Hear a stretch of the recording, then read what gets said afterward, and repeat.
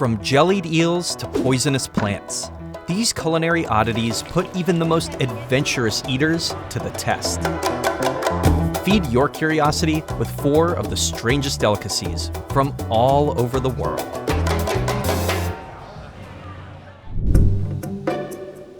In a remote part of Japan lives a highly toxic plant called the cycad, and believe it or not, people consume it regularly. Beloved and cherished by the native people of Amami Oshima, eating the plant in its raw form could kill you.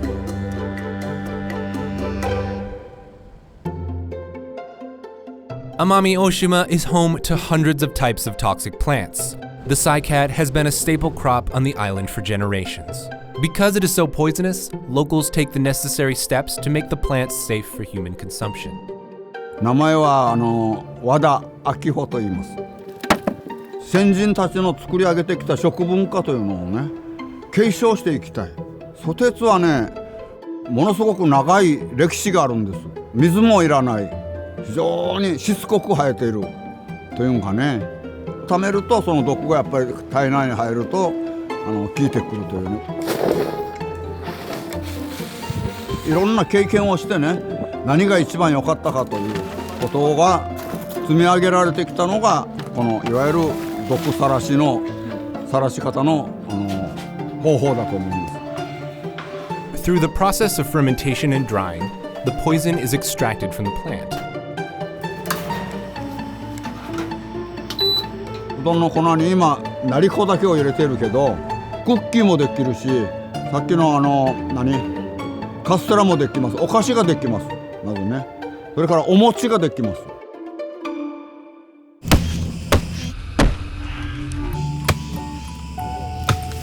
この集落ではソテツの幹と芯ともう全体ですよね。美味しい木と美味しくない木とを見分けてから切り始めますね。取ってきたらその爪を一を取って全部赤いのを全部取ってから幹と軸に分けて天日干しをします。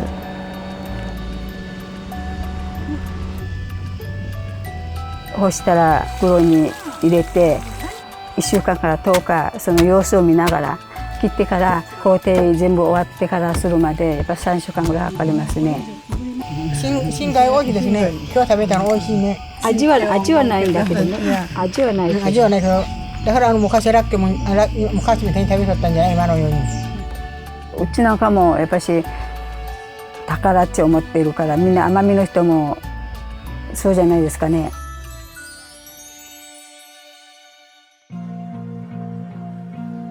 非常時飢饉島民の命をつないだ殊勲賞だ。だから奄美の人たちが作った食料をね、みんな献上させられるんですよ。大官がするんだ。みんなに指示をしてね。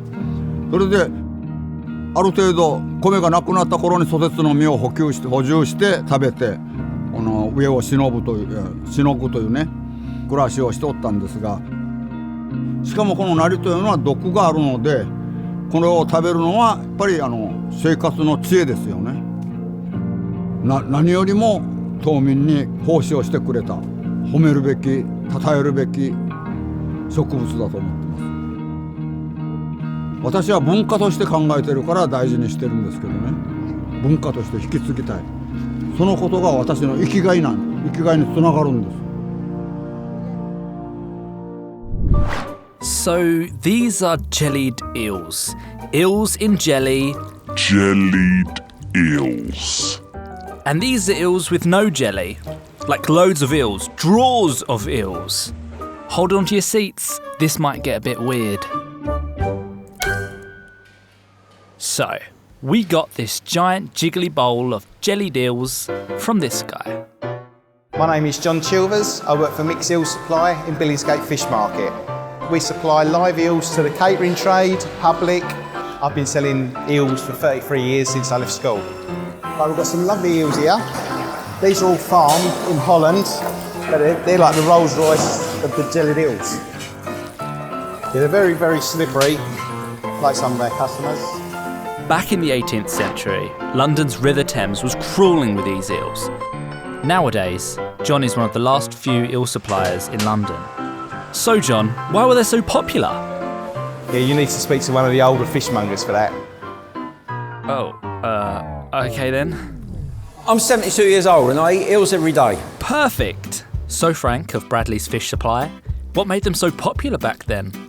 So those days, it was a no-brainer. Everybody ate jellied eels. It was an easy source to get, very simple. You put a hook out and they catch themselves. Eels are really edible and they were full of goodness. The people didn't realise it then, but they were. They were eating a real good product. And we didn't have Indian, Chinese, takeaway, kebabs, everything else. So it was a source of food. So how do you make them? Quite easy to prepare. You head off, guts out, chop them in pieces, then we cook them.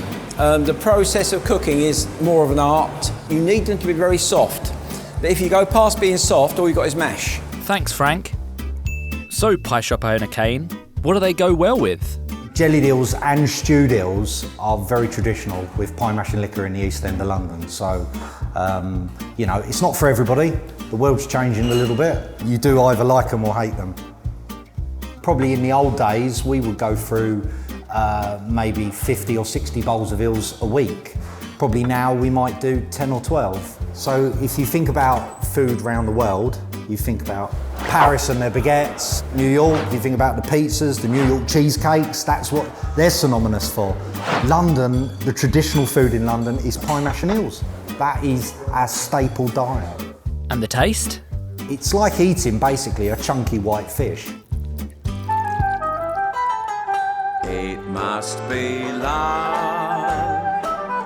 It must be love. มีดักแด้รสด่วนด้วงสาคูตะกะแตนแมงดาเขียดกระชอนจิ้งหรีดดำสดิ้งแมงดาจักจั่นมีเยอะนะพี่หลายอย่างมียกตัวอย่างเช่นนะ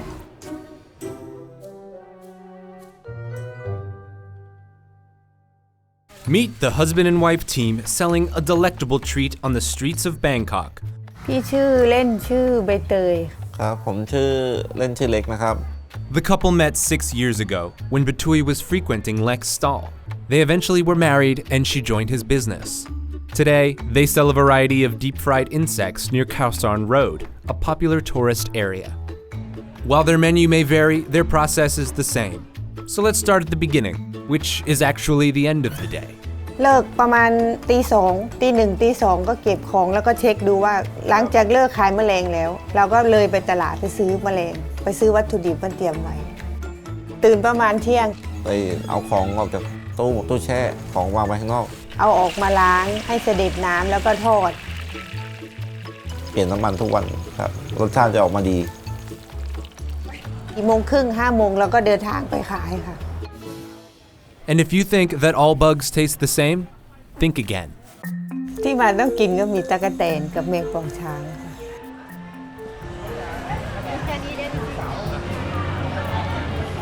อันนี้กินดักแด้นี่กินแล้วมันจะออกนุ่มๆเหมือนกินไข่อะตะกะแตนนี่จะออกกรอบๆเหมือนไก่อะอย่างรสด่วนก็กินมันๆเหมือนป๊อปคอร์นพี่ที่บ้านเราเลี้ยงนะจะมีดักแด้พวกจิ้งหรีดนี่เลี้ยงได้แมงดาเลี้ยงได้ส่วนบึ้งกับแมงป่องนี้มันอยู่ตามธรรมชาติเขาไปขุดเอาในป่าต้องสั่งพิเศษต่างหากพวกนี้ค่อนข้างแพง Eating bugs used to be associated with poverty in Thailand, but that's not the case anymore. And it's not just tourists who enjoy this novel treat.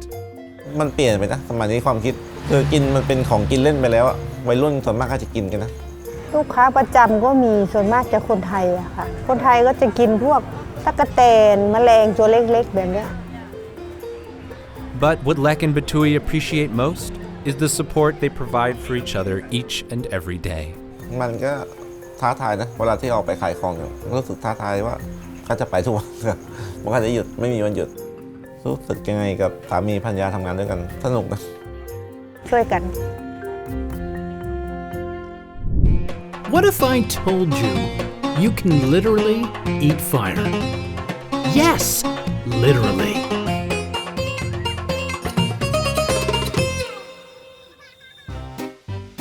In India, paan is a huge culinary darling that's been around for centuries. It's a snack usually eaten after a meal to help with digestion. It consists of a betel leaf that's wrapped around all kinds of different fillings, like nuts, fennel, cardamom, fruits, chocolate, or even meat. You can find it anywhere, but a small street food shack in New Delhi is sparking a revolution. मेरा नाम ब्रिजनंदन सिंह है। हम लोग UP Gorakhpur से हैं। ये तो शुरू हुआ था 1950 से पहले। हमारे दादाजी यहाँ पे पहले शॉप लगाते थे। इस समय मेरे पास पान में फ्लेवर मीठा पान हो गया, सादा पान, चॉकलेट पान, बटर स्कॉच पान, फ्रूटानेट पान, ब्लैक करंट पान, स्ट्रॉबेरी पान। उसमें जो आपको पसंद होगा अगले को वही फ्लेवर डाल के और एकदम पैक करके उसके मुंह में डालेंगे। All right then, but back to the revolution he's sparking. Recently, he had an idea that would reignite the classic Indian snack his shack was famous for. Starting में शुरू तो मतलब यहीं पे लौंग में लगा के हम लोग करते थे। उसी पे आग लगाए तो जल गया और इसका क्रेज इतना तेज हो गया कि जो है लोग इसको जो है फेसबुक, यूट्यूब और व्हाट्सएप पे डालने लगे। इसकी वजह से इसका क्रेज दिन पर दिन बढ़ता गया। I have a burning question for you. Is it safe to eat? कोई साइड इफेक्ट नहीं है, ये खाने वाला चीज़ है। फायर पान का टेस्ट हल्का सा कड़वा होता है, जलने की वजह से 200-250 बंदे आके खा लेते हैं। हाँ, फिर दोबारा वो भी आते हैं और साथ में मान लीजिए कि आपने आके खा के गए, अपने पड़ोस या साथी को भी लेके आए, चल तुझे फायर पान खिला रहा हूँ। तो पहले तो मतलब कम खाते भी थे, डरते थे ज़्यादा, लेकिन अब इतना इसका क्रेज बढ़ गया, अब डर किसी के मन में है नहीं। You're really bringing on the heat. Okay, that was a slow burner. I was just warming up. Okay, we've already burned too much time. सबसे ज़्यादा फायर पानी लोग खाने आते हैं। दादाजी ने जो काम किया था उसका आज जो रिजल्ट है, आज उसका गर्व तो हम लोग करते ही हैं। इतना बड़ा काम अगर न्यू डाल दिए हैं, इस चीज़ का गर्व तो हमें है और हमेशा रहेगा। So there you have it, India's hottest trend.